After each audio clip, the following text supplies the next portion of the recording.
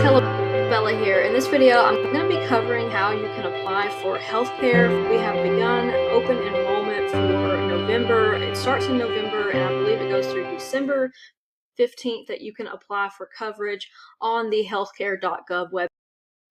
I did successfully get coverage in 2021, and I really liked my insurance coverage for the year. This was my first year being off of my mom's insurance and having my own insurance, and I found that the rates were really affordable. My doctor's visits were about $40. My prescriptions were anywhere between $1 to $20, and my therapy visits were around $40. So I selected the Blue Cross Blue Shield Select Silver plan, I believe. But what we're going to do in this video is we're going to go through like how to apply with a new application.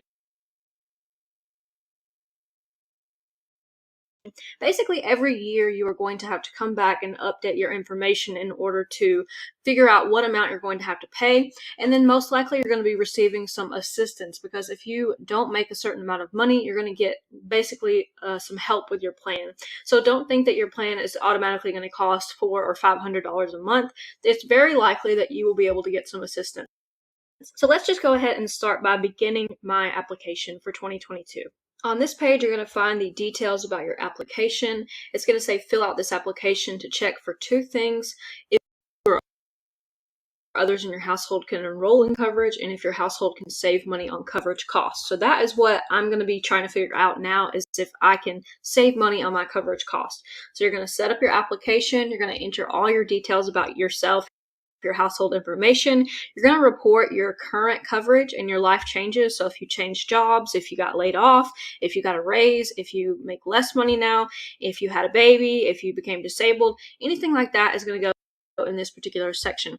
And then you're going to submit your application, and that's going to take you to the page where you can select your plan. The first section of setup is pretty self-explanatory. It's just asking you questions like your address, your phone number, if you plan on submitting a 2022 federal income tax return, how you'd like to be contacted, whether or not you need coverage or more people in your household need coverage. So I have omitted that part of the video for my privacy, but basically it's a pretty self-explanatory thing that is just going to ask you a couple of questions that you have to answer about your household demographics and your personal information. This page is probably the most important page. This is going to ask you for your income and expenses. And since I am a small business owner, this is information that is going to come off of my tax return or the best estimate that I can provide. So that's actually all of my income less my expenses, and that would give me my profit, and that would be the amount that is considered my gross income. So what you're going to do is you're going to fill out this information. It's going to ask you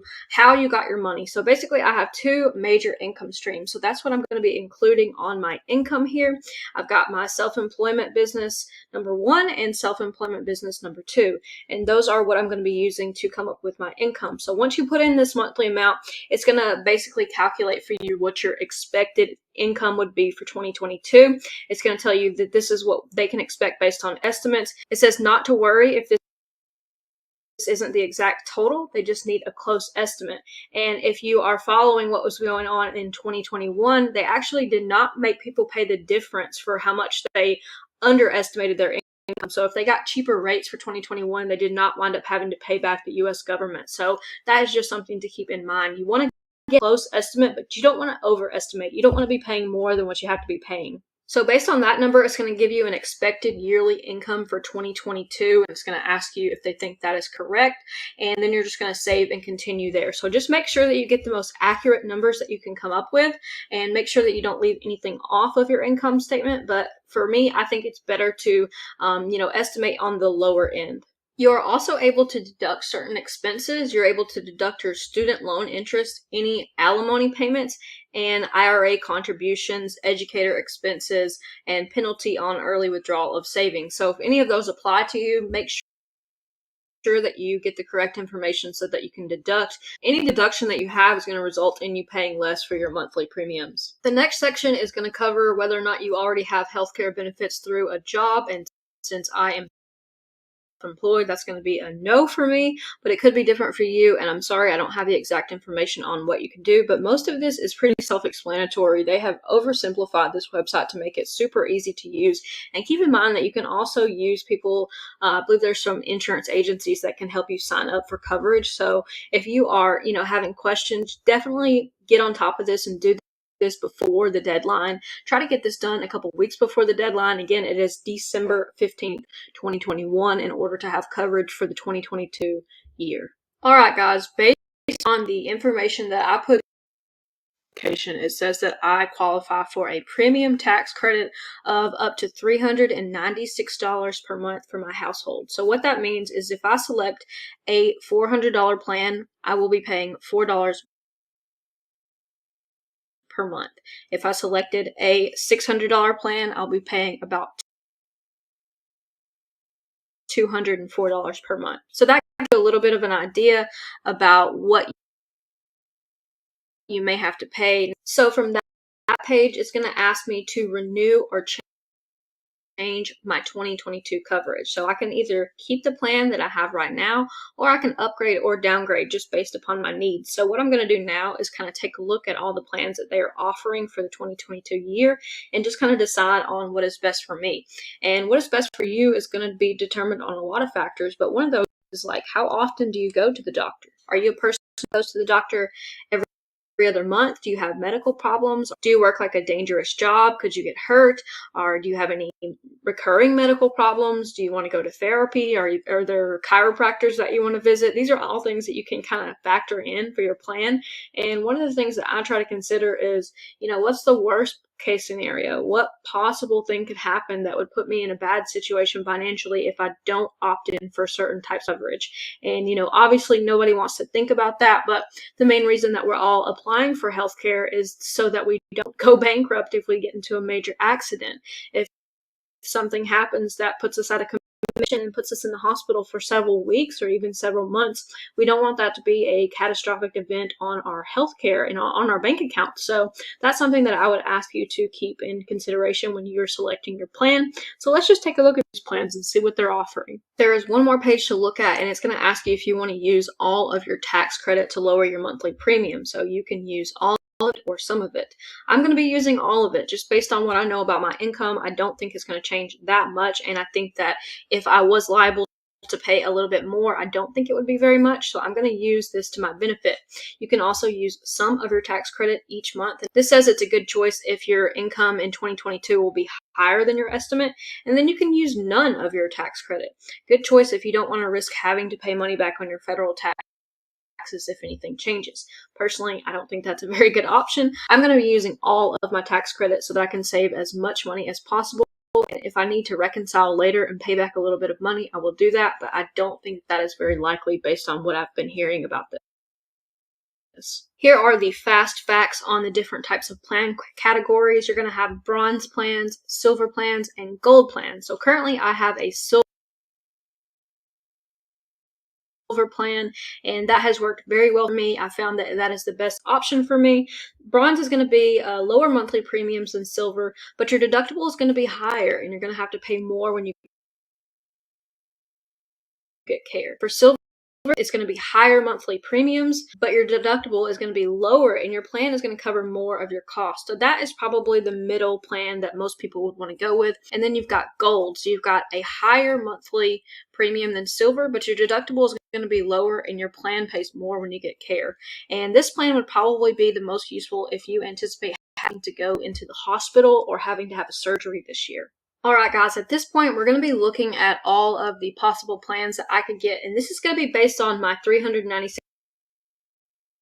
tax credit. So this plan is a plan that I currently have, and this is the Blue Cross Select Silver. So the plan costs $470 a month, but with my tax credit, I'm only going to be liable for paying $74.68. So my plan for 2022 has actually gone down from 2021 costs. I was paying $115 in 2021. So each page here is going to tell you your deductible, your out-of-pocket maximum, and you can add estimated yearly cost. If I have to go to the emergency room, it will be $600. Generic drugs will be $20, a doctor's visit will be $40, a therapy visit will be $40, and those are two things that I use.